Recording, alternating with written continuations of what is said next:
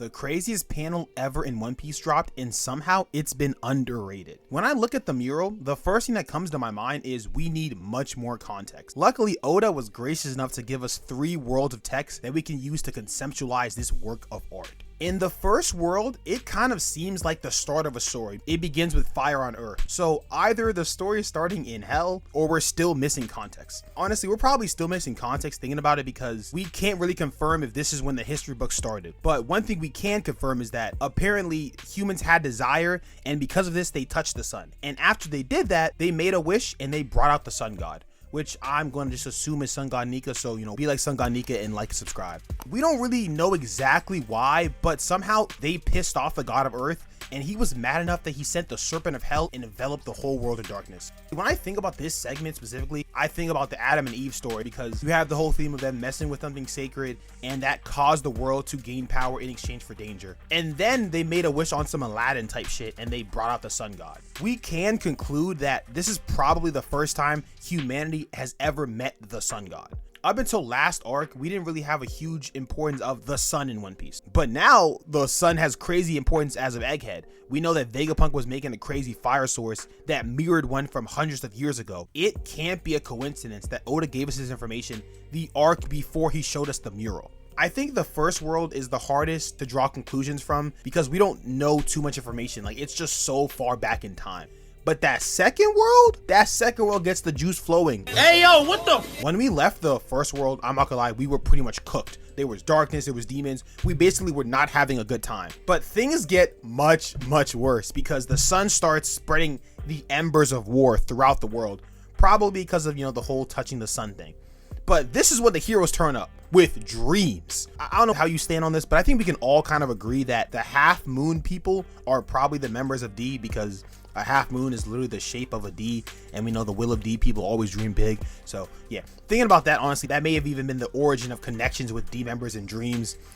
Basically, D members are destined to have big dreams because of this. Then we have the people of the moon, which are probably the Lunarians. They dream too. I don't know much about them, but them niggas probably dream somehow, which honestly would even explain King being hunted, because it seemed like King's relevance to the story, or the Lunarians' relevance to the story, I should say, stem from this era in time. And I think that explains why they said the full moon people dreamed and the half moon people dreamed. The Lunarians and the Will of D's are put on the same level of respect. A huge theme in One Piece that kind of gets underrated, funny enough, is that history is written by the victors. Oda literally reminds us of this every single arc with how the public views the Straw Hats. They don't control the narrative. It's the world government, it's Emu, it's the Marines. All those guys control how the pirates are known and seen in the world. We even had Doflamingo literally straight up say that justice always prevails because the winners become justice itself. And I think this is really, really important when we look at the second world, because the story is framing humans as these terrible beings, which they are, because I ain't gonna lie, we've seen some terrible humans in One Piece. But there's a chance that this is not the full story. It is literally government handbook for them to basically push crazy rhetoric and put their hands all throughout history. We've seen it. That's what the government loved to do. I think that there's probably a lot more information there that we don't know. The second world goes on to say that humanity kills the sun and ascends to divinity, which angers the god of the sea, and now they cannot meet again.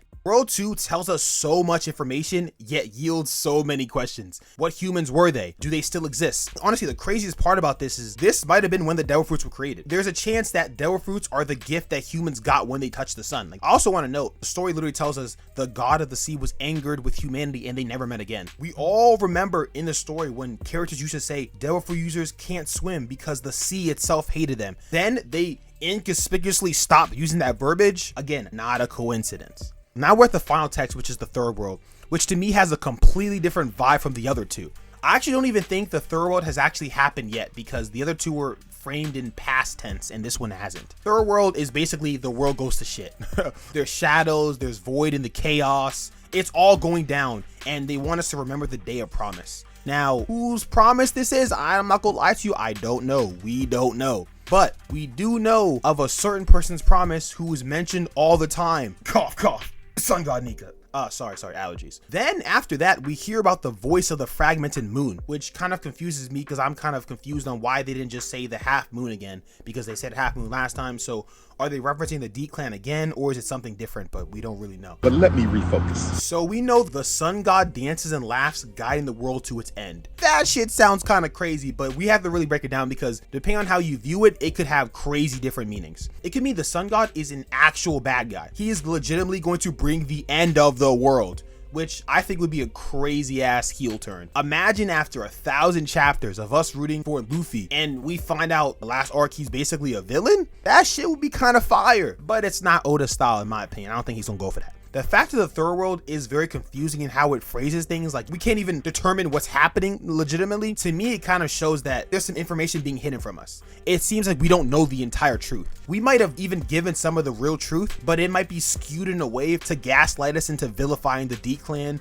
Lunarians, and even humans. Now, I'm gonna be honest, I feel like at this point in time, I have blown your mind. This is obviously one of the craziest panels I've talked about it, but if I haven't blown your mind yet, just know that the three worlds is only half of the mystery, because after that, we have the mural. I know people say a picture's worth 1,000 words, but luckily, you know what I'm saying, we got some captions because this picture is confusing as hell if we didn't have the text. The first thing that sticks out to me when I look at the mural is obviously the shadowy creature. We have to talk about it. Everyone's gonna say it's Emu. I think it's Emu. You think it's Emu. We all think it's Emu. It looks like the creature that Emu summoned when he was attacking Sabo. So it's either Emu's true power or it could be like a past power he originally had or something like that. But when you analyze it further, you know what I'm saying, we can see what's in his hands. It's not a Rasengan, you know what I'm saying? That's a fire, which we know Vegapunk created a prototype of a fire like this. The limitless energy, the mother flame. It's also not a coincidence that the shadowy creature has the mother flame, and in current day, Emu sent the Gorosei to steal the mother flame. I think that's the key to it all. Vegapunk himself wondered what the world government was waiting on, and it might just be this. It might just be the mother flame. But moving on from that, we have terrible weather right above the creature. It looks kind of like the creature summoned it, but we don't really know. For some reason, bro felt like he had to throw some stars in it, so we have some stars as well. But that's enough of that Emu shit, you know what I'm saying? That's enough Emu. We have Emu and 1,000 niggas fighting him, so we gotta discuss all them niggas. His first challenger is the Sun God, which I think is pretty expected. He leads the charge. It's kind of funny because I think that if I told you there was a mural about the One Piece, Sun God Nika being it is probably the most obvious part of it, so there's not much for me to say on him. After the Sun God, we have every race known to man, and I think the biggest takeaway, at least I had initially from this, is that if you read the mural, you now know that everyone will be important in One Piece. And when I say everyone, I mean everyone. I know we would get a lot of important races and characters, but I didn't think it'd be everyone. Come on, bro, let's be honest. No one thought the Tantaras would be relevant.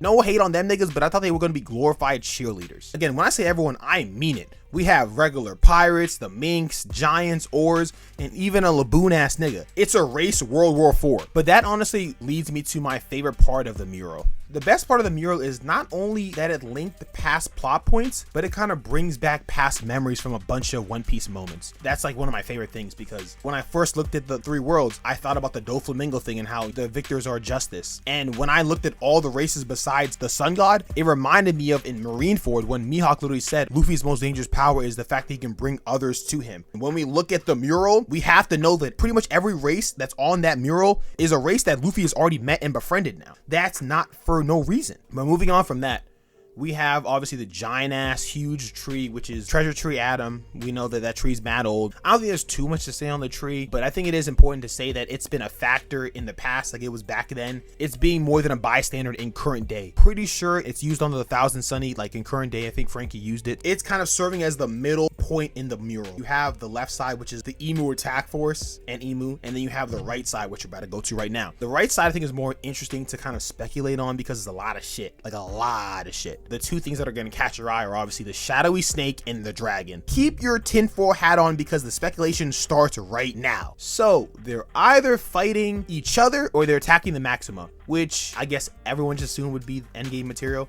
We got to go back there real quick because it's funny. People knew the Maxima was crazy. Like, we all knew the Maxima was some crazy shit. No one really batted an eye for the most part when Eneru found it, and was the only person on planet Earth who could operate it perfectly because he had electricity. The Maxima really makes me think about Skypiea and Jaya and just really put it up way higher on my One Piece list. And shout out my little brother because he was doing this way before it was cool. I ain't gonna lie. He used to talk about this 5, maybe 10 years ago now. He's been talking that Skypiea agenda for a long time. We have to talk about it because electricity is a weirdly missed aspect of One Piece. No one talks about how there are no electrical devices in One Piece, period. We don't have any cell phones. We don't have TVs. We don't have cars. it's always powered by a non-electrical energy source. The only time we've seen lightning in the series, it has come from devil fruits. That fact alone pretty much vindicates the Eneru's supremacy, which I am late for, but an agenda will still be pushed. Y'all niggas don't worry, an agenda will be pushed. Eneru's not going to be some guy during Endgame, he's going to be the guy. But back to the two creatures. It's not lost on me that the dragon looks like the summoning that Imu brought out when he fought Sabo. It's possible that both the shadow monsters could be a form of Imu or something that Imu can summon or something. And then when we look at that red snake in the right corner, it gives me mad flashbacks to that snake from Skypiea, which we know hundreds of years ago was viewed as gods. Because of all these things, especially this mural and just the whole overall Eneru mystery, I'm looking at everything from Skypiea with a stronger focus because it all sticks out like a sore thumb. Looking at the red snake again, there is a lot of interpretations you can kind of have with it. You can look at it like the grand line. It could have came to life, or it could just be humanizing an object. But either way, we gotta watch out for the snakes. You know what I'm saying? Watch the snakes and cut the grass low. That's the whole point of the shit. So after that, we have Noah's Ark, which we can all agree was going to play a role in the story, similar to the Bible aesthetic, which I think One Piece has always kind of had. But I think if you didn't pay too much attention, you can kind of miss it. But now it's kind of getting thrown in your face. The Noah's Ark, every race had two of each race kind of walking through it, and we can see that in the actual Noah, which is kind of cool. But what concerns me more than the two animals is the angel that's supervising them. What the hell's going on? I didn't really know we had angelic forces in One Piece, but let's not forget to mention the elephant, because there's an elephant. Why is there an elephant? I don't know, but it's a big ass elephant. I don't know why there's an elephant, but there's an elephant, damn it. So I don't know, maybe it's Zunisha wilding now. I really don't know. And honestly, let's stop the video real quick, because you're asking me why there's an elephant in the video when we should be asking the question of why is Imu on top of the Noah? We should be asking that question. That's the real question we should be asking. I'm gonna call him Imu because he looks like Imu. It's like a shadowy figure with a crown. That's basically how I would describe Imu if I was being questioned. That's Imu's description. We'll wrap up the mural pretty much with looking at the last item on the left, which is this machine that is super weird. I think this could even be another video as well, because it looks like people are exchanging their life force in exchange for energy that can be used for the mother flame. I guess this is probably the crazy thing we learned today, because where is that machine now? If there's a machine that people can give their life force to make energy, that thing would be really powerful. That should be a legendary weapon. Maybe it is, I don't know. Is it saying that people are giving their life for devil fruit powers, or is it saying that dead people can create energy? I really don't know. And throughout this whole video, I haven't even mentioned the fire throughout the entire mural, and the moon.